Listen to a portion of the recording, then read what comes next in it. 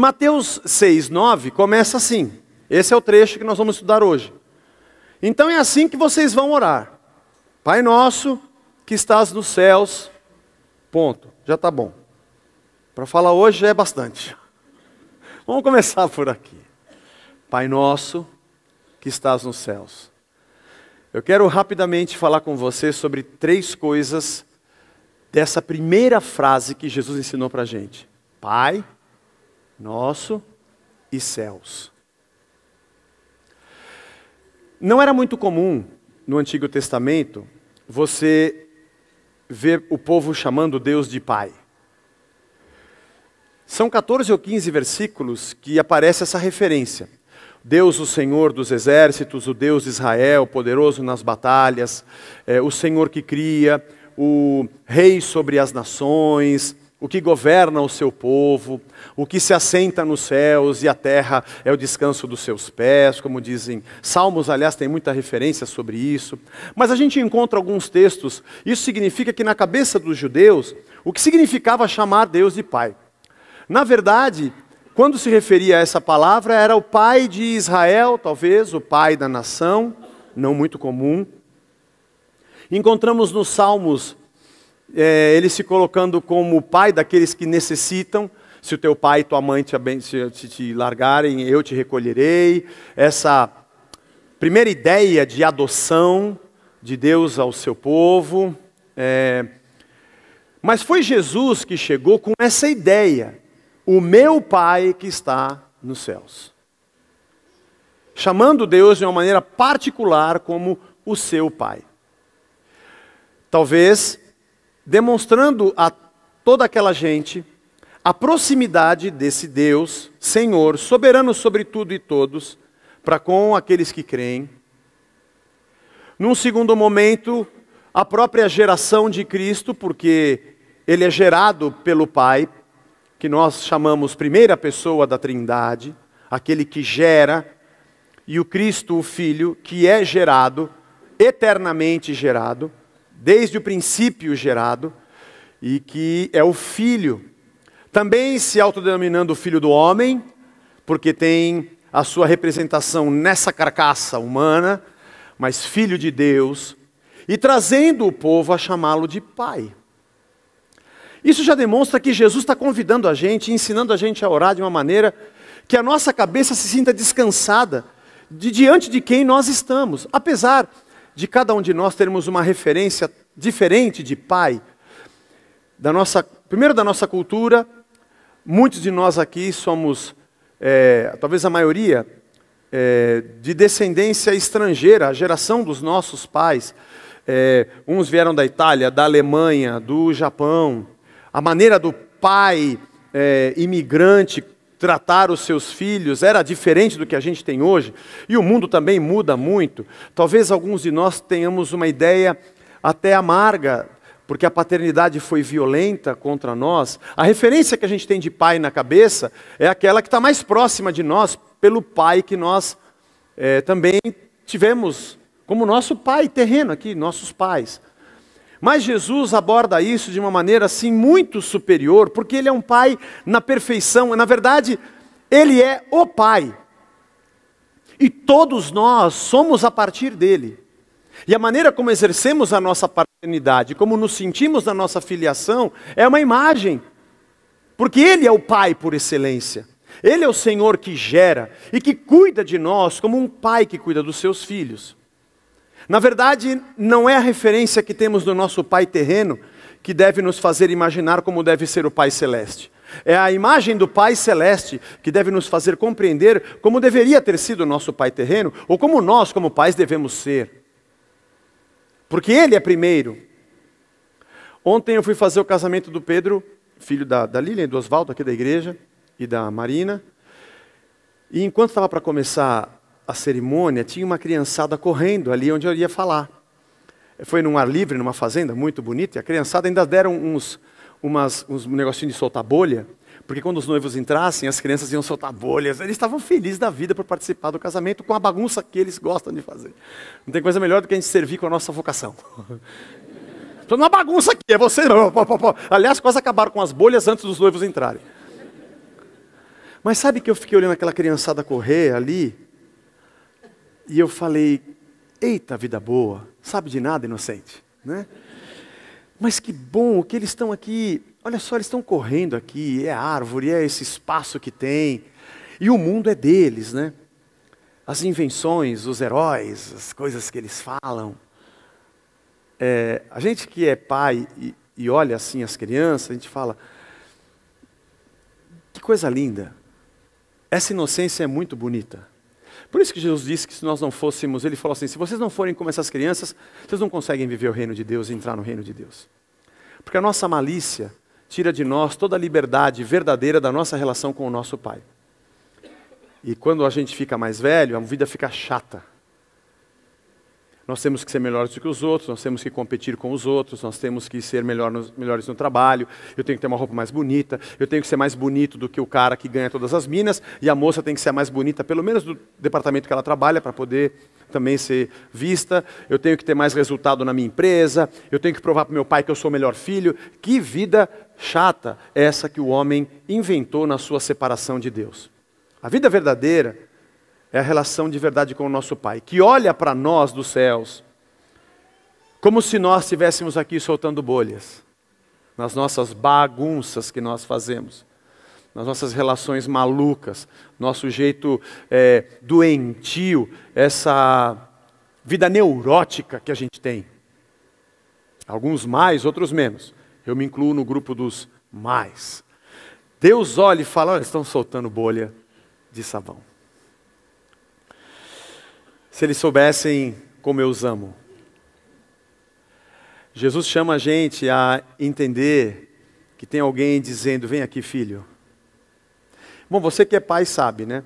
Nossos filhos crescem, eles vão se tornando independentes, né? Então, quando você fala assim, vamos sair para passear? Se for no shopping, a gente pode esquecer. Já tem a vida própria, né? Eles não acham legal ir no shopping, irmãos, olha que coisa horrível. Tem a vida própria. Mas você que é pai, talvez seu filho já seja casado, já tem os seus netos até. Mas quando o seu filho vem e fala assim, ô pai, você pode me ajudar num negócio? Pronto, você ganhou seu pai. Porque você está dizendo, ô pai, sabe a palavra que os gregos usam e que no Novo Testamento a gente acha bastante? Abá, ou alguns falam aba na transliteração para o português, era um balbucio. Sabe quando a gente fala papá, que não sabe falar direito? Mã, então a gente chama, vem aqui com a mãe. E essa virou uma palavra natural para chamar pai ou aba. Era um balbucio das crianças. Legal isso, né? É a inocência de alguém que fala, e Paulo disse que nós vamos chamar o nosso Senhor de Abba Pai. Ou o nosso pá, ele não sabe nem falar. Deus está esperando a sua consciência de filho dependente. E Jesus diz, não se aproxime achando que Ele é um Deus déspota, que Ele é alguém que arranca algo de você. Não se aproxime dele imaginando que seja um Deus que está com o olho na tua mão, vendo qual o tamanho da oferta que você vai trazer para saber se vai te abençoar. Não imagine que você está diante de um capataz com um chicote nas tuas costas para que você pague as suas penitências. Ou que alguém esteja observando você para dizer assim, deixa eu ver o quanto você fez para ver se você merece. Pai, olha para o filho e diz, você vai merecer a vida inteira. Vai merecer a vida inteira. Quando eu casei, eu tinha medo de comprar carro errado. Hoje a gente não tem mais esse medo, porque a gente só compra errado. Você sai da concessionária, o carro já tem problema, o zero já sai com problema. Hoje em dia, filtro de ar-condicionado e protetor de cárter é opcional, né? Daqui a pouco a direção vai ser opcional. Ou não tem direção, é opcional, você vai querer colocar ou não? O carro não tem freio, então, é extra, tem que colocar por fora. Então eu fui, pai, eu preciso escolher um carro, eu queria que você fosse comigo, porque eu não sei, você já comprou vários. E ele ia. Né? O meu tio, irmão do meu pai mais velho, que também já é falecido, fazia vinho, e um dia no aniversário dele, antes dele falecer, estava velhinho, eu e o Jorge fomos conversar com ele para ele dar a receita do vinho, né? Eu nunca tinha conversado com ele para pedir a receita do vinho. Nós fizemos uma vez e deu certo, a segunda virou vinagre, a gente desistiu, a gente vai tentar fazer de novo. E aí, a farra de fazer é mais legal do que beber, irmão, muito mais legal. Amassar uva, eu lembro da infância da família fazendo isso, era muito legal. Aí ele falou assim, ô tio, quantos quilos de uva? Ele falou, ele estava velhinho, coloca lá umas 4 caixas. 4 caixas, vai dar o quê? Vai dar uns 20 quilos. 20 quilos? Legal, uns 20 quilos. E quanto de açúcar? Ele falou, açúcar? Italianão. Por que açúcar? Tá louco? Não põe açúcar no vinho. Eu falei, desculpa, é para fermentar, tá bom. A gente não coloca, aí coloca no tonel, não sei o que e tal. Depois tem lá o caninho que borbulha. Eu falei para ele como a gente fazia, a gente veda assim que nós fizemos, né? E ele falou assim, e aí ele fermentou, mas ficou um pouco ácido. Depois açúcar? Não colocamos. Mas tem que pôr açúcar! Ele estava velho, acho que ele não lembrava mais direito da receita, ou como um bom italiano estava escondendo, também tem isso. Mas ali atrás tinha uma alegria de que eu estou aqui com os meus sobrinhos, e eu vou ensinar para eles como é que a gente faz o nosso vinho. Fico imaginando como é que deve ser a alegria do nosso Deus, que a gente fala assim, Pai, eu estou aqui. Eu não te enxergo como as pessoas enxergam essa imagem mitificada de Deus. Eu não te vejo como a televisão te prega nos programas. Eu não te vejo como os pregadores te vendem no comércio da religião. E nem como eles me prendem como um escravo, mas como meu Pai. Mas aí vem a segunda palavra. Pai nosso. Nosso. Jesus não disse assim, olha, eu vou ensinar vocês a orarem, tá? Quando vocês estiverem na igreja, vocês oram nosso. Mas quando você estiver sozinho no teu quarto, você fala meu, singular. Pronome pessoal possessivo na primeira pessoa do singular. Ele não disse isso. Ele disse, é assim que vocês vão orar. Pai nosso. Apesar de Jesus dizer, o meu Pai, que está no céu, quando ele se refere a nós, ele não nos ensina a chamar de meu. E a gente fica pensando o porquê. Porque, na verdade, hoje em dia, a gente tem algumas pessoas, não são muitas, porque isso é um privilégio de poucos, que quando vão orar, dizem assim, atenção gente, eu vou orar por vocês. Se prepara que lá vem poder. E alguém, nós aqui, como pintinhos no ninho, com a boquinha aberta, esperando que a mãe venha colocar no bico o que a gente quer. É assim que a gente vai na nossa religião, na nossa igreja, esperando que alguém que está num lugar mais alto do que nós, mais perto de Deus, e que chama Deus de meu Pai, reúna esses pobres, miseráveis pintinhos que pagam seus carnês, para colocar na boquinha, você não merece porque você no louvor cantou a música que eu não gostava, e vai distribuindo as bênçãos que ele foi buscar do trono com o seu Pai. A ideia de que a partir do momento de que eu sou abraçado e envolvido pelo amor de Deus que me salvou, e passo a fazer parte do seu corpo como a sua comunidade, eu não sou mais eu sou o nós. E eu mesmo sendo pastor na igreja não posso dizer que eu vou orar por. Sim, no nosso maneira cotidiana de dizer, vamos orar por você. Você pode orar por mim? Claro, vamos orar por você. Mas na verdade eu estou orando com você. Eu estou orando junto de você, porque aqui está uma parte do corpo, como você é outra parte do corpo. Somos membros do mesmo corpo. A única coisa que nem eu e nem você somos é cabeça, porque cabeça só tem um, Cristo. Cuidado com gente que diz a você, você não vai ser mais cauda, você vai ser cabeça. Não, eu não vou ser cabeça, porque cabeça é Cristo. Pare de interpretar o Antigo Testamento dessa maneira maluca e esquizofrênica que você interpreta. Ali tinha um porquê, a palavra cabeça. E ali tinha uma concepção e uma lógica de ocupação de terra, de batalha e de domínio sobre a nação, de escravidão ou de soberania como um povo, para dizer que a gente não vai ser cauda. Mas essa é uma perspectiva diante de uma situação particular. Se você quiser trazer aquilo para cá, você vai ficar doido, porque se você disser que você é cabeça, você tirou Cristo do comando da sua vida. Nenhum de nós aqui. Se alguém da casa da rocha falar, eu vou mandar Deus puxar o seu pé na cama de madrugada, porque nós não somos cabeça, nós somos membros de um corpo. Após o advento, Jesus Cristo, que virou a história, nós aprendemos e compreendemos que agora nós somos parte uns dos outros. Paulo também diz, quando ele fala sobre o corpo, que tem muitos membros, que todos são membros de um mesmo corpo, ele diz que nós somos membros uns dos outros. Eu não consigo fechar os meus olhos e não devo para dizer Pai, se não imaginar que o Pai é nosso. E que a tua dor tem que ser a minha dor. Porque nós não somos mais indivíduos soltos, mas somos parte do corpo de Cristo. Aliás, como uma família. E você que é pai. Quando recebe o seu salário, ou quando pensa em alguma coisa na casa, se não houver nenhum distúrbio comportamental, e você for uma pessoa que responde conscientemente com o pleno exercício das suas faculdades mentais, você vai pensar na tua esposa e nos teus filhos.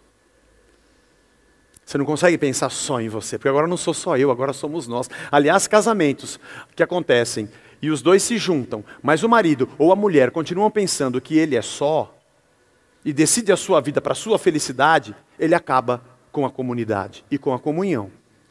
Porque depois se casou, não sou mais eu. Quem me convidar tem que ter espaço para dois, porque agora somos nós. Isso nos torna igreja. Parte uns dos outros. A igreja não é o auditório onde eu conheço a nuca de quem está na frente. A igreja não é o lugar onde eu disputo os primeiros lugares na sinagoga, nada contra os irmãos que entram nos primeiros lugares, fiquem à vontade.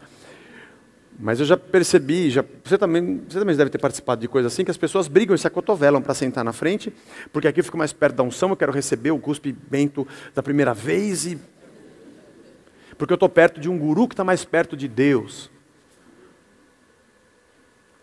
Não, irmãos. É nós. Essa gíria é nós, é bíblica.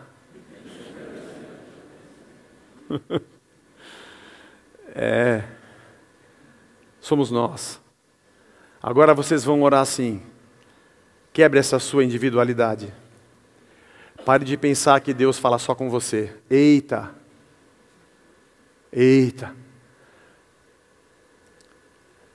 Pare de achar que você vai lá pregar para o povo, eles não sabem nada e você vai esbanjar o seu conhecimento bíblico com eles.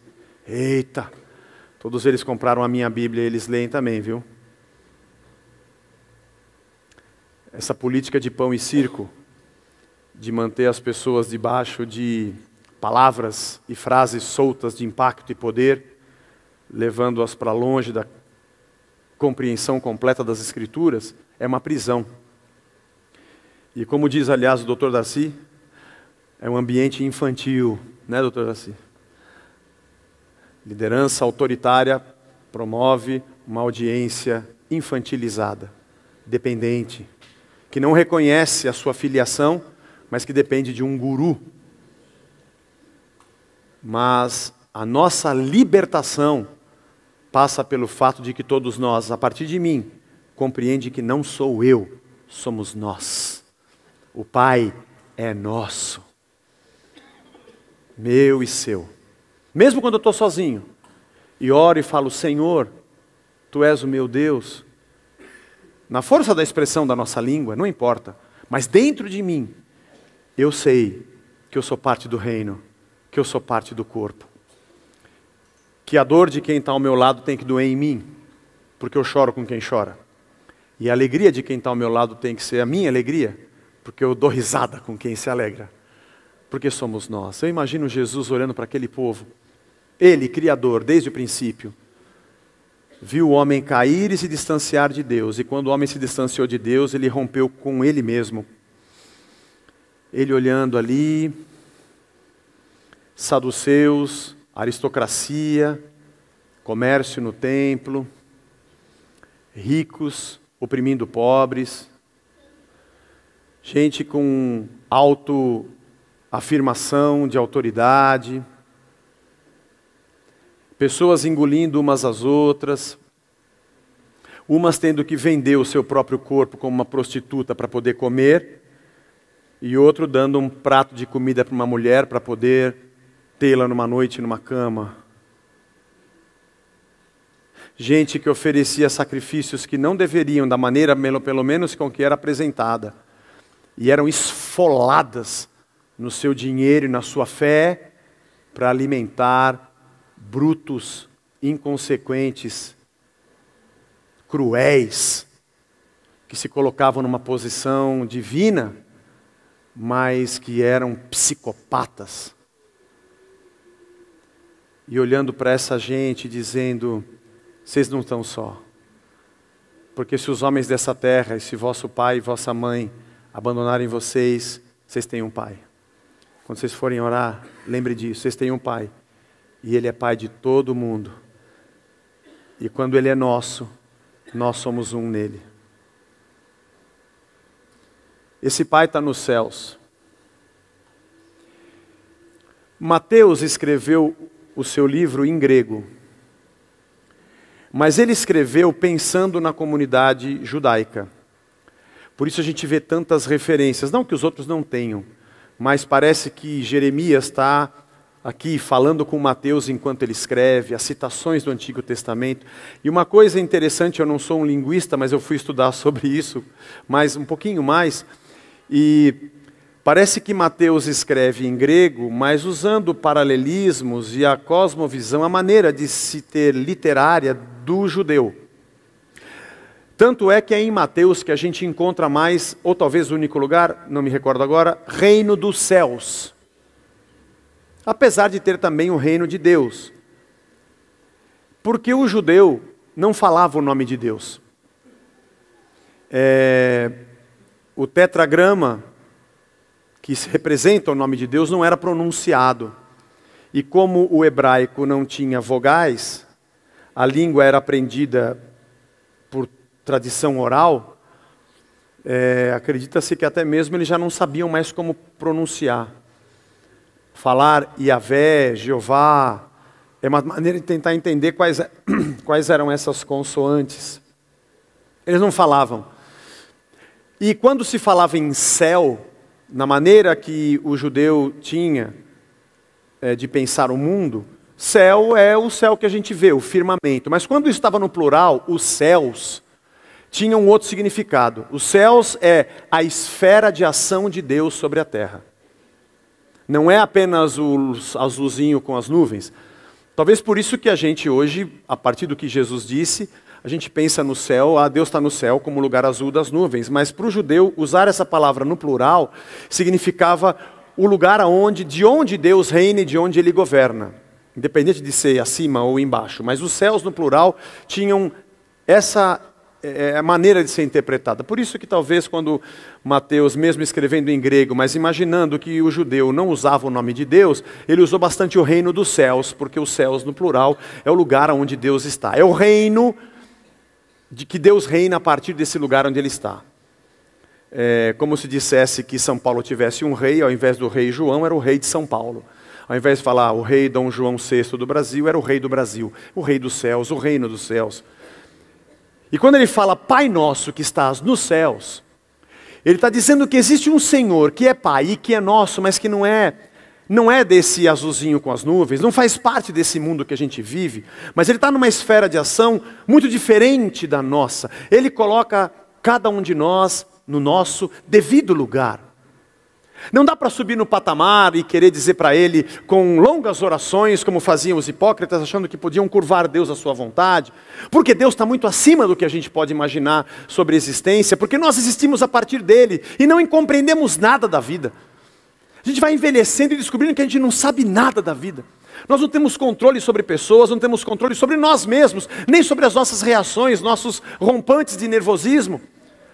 Nós não temos controle sobre o que a gente faz, a gente não pode determinar o nosso futuro, o nosso amanhã. Quem somos nós? Quem somos nós? Nos achamos demais, nos cercamos de bens, de posses, de dinheiros, de títulos, para nos sentirmos alguém, para que externamente aquilo nos diga quem nós somos. Mas quem nós somos não se determina pelo que fazemos, nem pelo que temos, mas pelo que Cristo é em nós, pela nossa origem, que é o nosso Pai, que habita num lugar onde a gente não pode imaginar, e que é muito superior ao que a gente vive. Essa verdadeira humilhação de compreender que eu não sou, mas Ele é que diz quem eu sou. Dependente dEle. Dependente dEle.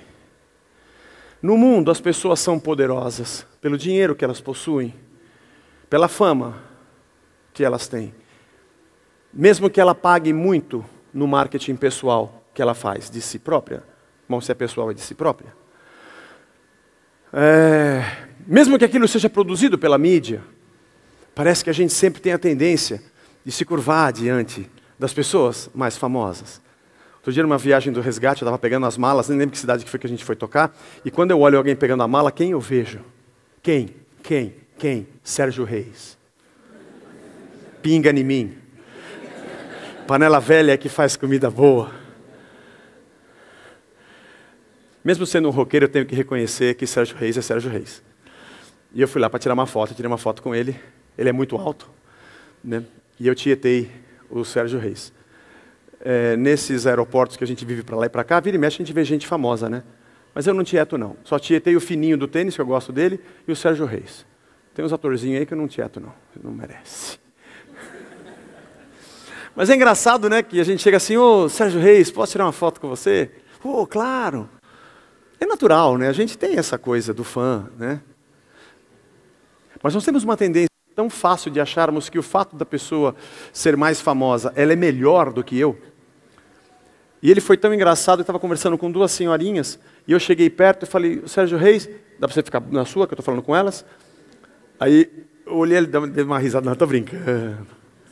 Nós é nós. Que legal quando você encontra alguém que você julga ser maior do que você, mas ele fala, não, eu sou igual a você. Como é bom quando a gente é igreja e sabe que o nosso Pai nos céus nos torna iguais. E que na verdade nós só somos menores ao Pai que está nos céus. Porque diante dele todos nós somos iguais. Como faz bem quando você encontra alguém que você julga ser maior do que você e ele te trata como sendo seu servo. Como é bom quando o ser humano se coloca no seu lugar. O mundo seria muito melhor se o ser humano se colocasse no seu lugar e Deus no lugar dele. É que o ser humano já julga Deus e já tem a sua maneira de acreditar. E ele julga que a sua maneira de viver a vida é melhor. Por isso que o mundo é tão bom como ele é. Mas o Pai que está nos céus nos coloca no nosso lugar. Não de quem dá ordens. De baixo para cima chama petição. De cima para baixo chama ordem, vontade. Isso a gente vai falar semana que vem. É quando eu me aproximo de Deus, sabendo que de baixo para cima, eu coloco diante dele a minha necessidade e é um pedido. É quando ele fala de cima para baixo que aquilo é ordem e direção para a minha vida. Tem gente que inverte isso e acha que pode fazer de baixo para cima uma ordem e determinar o que Deus pode fazer. Aí ele vira o mundo de ponta cabeça porque ele passa a ser Deus. Nós somos os seus súditos e Deus é seu escravo. Isso vira a nossa vida ao contrário. Isso tira a nossa paz. Isso destrói o que a gente chama de comunidade verdadeira. Pai nosso, que estás nos céus. O Senhor é Pai e eu sou teu filho. Não sou o único. É nós. E não é desse mundo. Não dá para eu interpretar Deus pelas categorias de relacionamento ou de pessoas que tem nesse mundo. É algo muito diferente disso. Muito superior a isso. Por isso o Pai nosso que estás nos céus começa me convidando a curvar a minha cabeça e dizer, eu estou diante de alguém que eu não consigo entender quem é. E por mais que você saiba a Bíblia de cor, você não vai saber na totalidade quem é Deus. Porque a gente nunca vai alcançar isso. Por isso Ele é o Pai que ninguém foi, o Senhor que ninguém é. Por isso diante dEle eu posso estar seguro, porque Nenhum pai desejaria o pior para os seus filhos. Por isso eu não preciso dar ordens a ele como se ele estivesse dormindo ou não soubesse o que é melhor para mim. Porque ele é pai. E está numa situação muito além do que eu posso imaginar. E vê meu passado, presente e futuro e sabe do que eu preciso muito melhor do que eu mesmo. E me conhece mais do que eu mesmo me conheço. A frase Pai Nosso que está nos céus, já vem com todo um reconhecimento de que diante dele, pode ficar tranquilo, irmão. Está diante de um pai. E é pai de todo mundo aqui. É nosso. E habita numa superioridade infinita de compreensão, entendimento, propósitos, do que nós nesse mundinho com os pés no chão. E dá para a gente descansar. Para encerrar, quando nós somos pais, a gente pensa mais na nossa vida. Porque não somos só nós, né? Você pode correr bastante com o carro, mas quando você fica pai, você fica mais Caxias para dirigir. Porque você não consegue conceber a ideia de você ir embora e deixar aqui o teu filho. Quando você vai fazer alguma das suas extravagâncias de aventura esportiva, tipo escalar o Everest, você fala, não, vamos, não. Quando você é assaltado, você fala para o ladrão, por favor, não me mate que eu tenho filho para criar. Porque a minha vida está ali, nele. Se ele é um pai do céu, muito mais do que os da terra, como nosso, que nos abraça como filhos, sua comunidade, comprados pelo seu sangue. E se nós que somos homens, disse Jesus, sabemos dar boas coisas aos nossos filhos, quanto mais o vosso Pai que está no céu vai saber fazer por vocês o que nem vocês imaginam. E quando vocês pedirem a Ele o seu Espírito, fique tranquilo. Ele nunca vai dar pedra quando você pedir peixe. Nunca vai dar uma serpente, um escorpião quando você pedir pão. Ele deseja mais o bem para você do que você mesmo. Se nós sabemos ter esse amor, imagina o nosso Pai muito superior a nós. A gente deu um primeiro passo na oração do Pai Nosso. Que ela seja um passo de muita paz. Antes de nós sentarmos à mesa da nossa ceia e da nossa comunhão, se você puder, eu queria te convidar a se ajoelhar nessa manhã e a dizer, Pai Nosso, que estás nos céus. Aqui estão os teus filhos, para te louvar, para te engrandecer. Aqui estamos nós, Pai Nosso. Desculpa se meu coração está muito apreensivo. O Senhor é Pai. Desculpa. Desculpa se eu pensei que eu podia te dizer como fazer alguma coisa melhor do que o Senhor já pensou. O Senhor é do céu e eu sou da terra. E desculpa se eu individualizei achando que só eu estou passando por problema nesse mundo. O Senhor é nosso. O Senhor está conosco. Coloque seus joelhos no chão. Se você tiver alguma dificuldade, não tem problema, pode ficar sentado mesmo.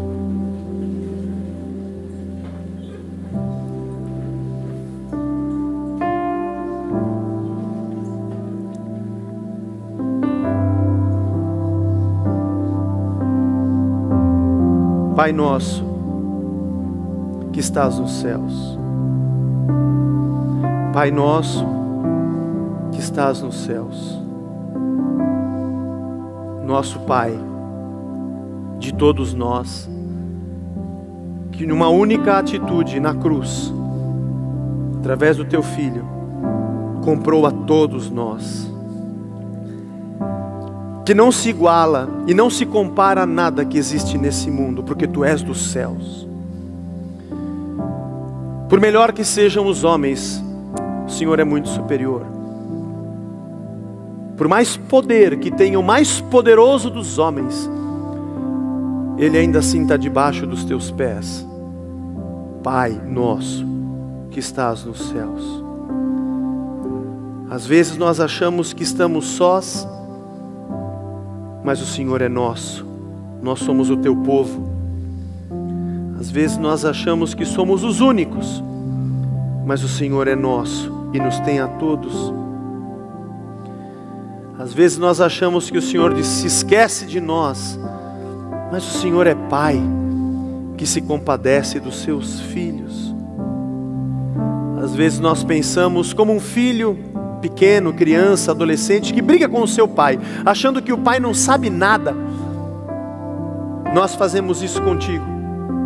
E o Senhor é um Pai dos céus, muito acima, muito além. Às vezes a gente se desespera, mas o Pai nosso que está nos céus nos adotou como filhos, nos chamou para si. Tem dia que a gente está tão perturbado e acha que o Senhor está tão distante, que o Senhor não sabe o que a gente está sentindo, nem o que a gente está passando. Mas o Pai nosso que estás nos céus sabe do que precisamos antes da gente pedir. Obrigado, nosso Pai celeste. Obrigado, nosso Pai que cuida de nós, mesmo quando a gente não vê. Como um pai que cobre o seu filho à noite no frio, enquanto ele dorme. Como pais que colocam comida na mesa e trabalham pelo pão, sem que o filho saiba. Como nós que somos pais, tão imperfeitos, longe de Ti, fazemos tanto pelos nossos filhos, e nossos pais terrenos fizeram tanto por nós, mas nada disso se compara ao que o Pai nosso que está nos céus fez por nós. Cada vez, ou cada dia que nos aproximamos de Ti, quanto mais Te conhecemos, com toda carência de compreensão que temos para Te conhecer, mas quanto mais a gente se aproxima, mais a gente descansa, Senhor. Eu não estou nas mãos dos homens, eu não estou nas mãos de qualquer um, eu não estou solto nesse mundo, eu não estou isolado, como se ninguém se preocupasse comigo, porque o Senhor é Pai, é nosso, e é perfeito, e é dos céus, lugar onde nós não imaginamos como seja, e que a partir dele o Senhor nos ama. Nosso coração seja mais tranquilo, nossa mente descanse, nossos problemas deixem de nos governar tanto, nossa alma se deleite diante do Pai nosso que está nos céus, que cuida de nós e que nos comprou por alto preço. Aqui, Senhor, de joelhos, nós nos rendemos a Ti. Nós nos rendemos a Ti, Senhor, para dizer muito obrigado, Pai, Pai nosso, dos céus, porque a gente só está aqui, porque antes que a gente imaginasse o que era viver, o nosso Pai já tinha feito a nossa casa, a nossa cama, o nosso pão vivo que desceu dos céus, e já tinha dado para nós a sua própria vida. Que nós possamos nos levantar dessa oração, rendidos, descansando em Ti, nosso Pai Celeste, que cuida de nós. E obrigado, porque nossas mazelas e pecados, bem como necessidades e petições, todas estão diante do nosso Pai que está nos céus. E a gente pode se levantar em paz, em paz. E queremos sempre orar assim como Jesus nos ensinou, ao Pai nosso que está nos céus. A Ti toda a honra e toda a glória, e a nossa rendição, e a nossa vida toda, possamos viver assim, porque essa é a vida, debaixo do nosso Pai.